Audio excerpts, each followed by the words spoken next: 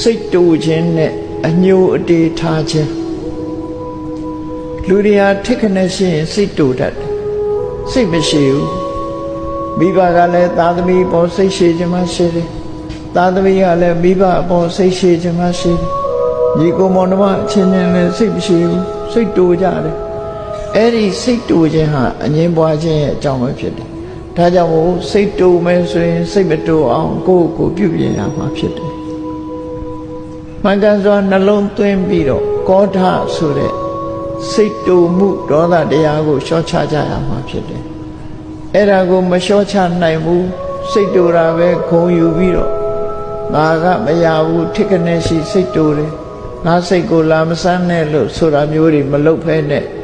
အေးငါစိတ်တူမိတာမှားပါလေနောက်မဖြစ်စေရပါဘူးဆိုပြီးစိတ်တူမှုကိုလျှော့ချဖို့လိုအပ်တယ်ဘာနဲ့လျှော့ချရမလဲလို့ဆိုလို့ရှိရင်အမှန်တရားကိုဆင်ခြင်သုံးသပ်ခြင်းဖြင့်လည်းလျှော့ချနိုင်တယ်ဒေါသရဲ့အပြစ်ကိုရှုမြင်သုံးသပ်ခြင်းဖြင့်လည်းလျှော့ချနိုင်တယ်တစ်ဖက်သားအပေါ်မှာအပြစ်မမြင်မဲနဲ့မေတ္တာသက်ဝင်ခြင်းဆိုတဲ့အကောင်းမြင်တဲ့ရှုမြင်သုံးသပ်ခြင်းဖြင့်လည်းလျှော့ချနိုင်တယ်အပြစ်ကိုရှုပြီဆိုရင်ဒေါသဖြစ်မှာပဲ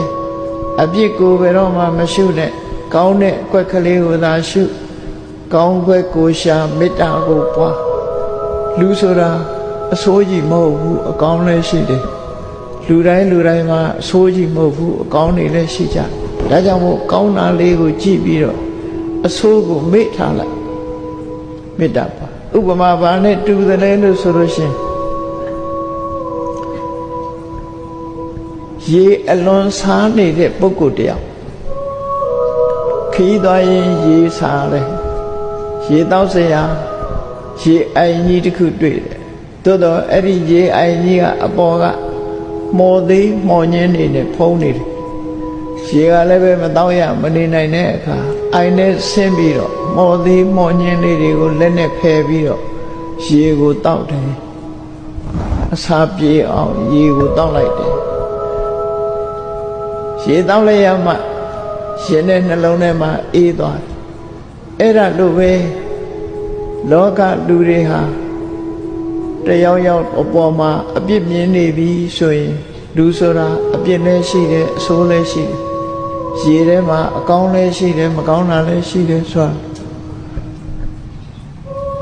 အဆိုးကိုဖယ်ထားပြီးတော့ကောင်းကွက်ကလေးကိုရရှာပြီးတော့အသုံးချရမယ်လို့ဒီလိုဆိုလိုရင်းဖြစ်တယ်အဲ့ဒါကိုမြတ်စွာဘုရားရဲ့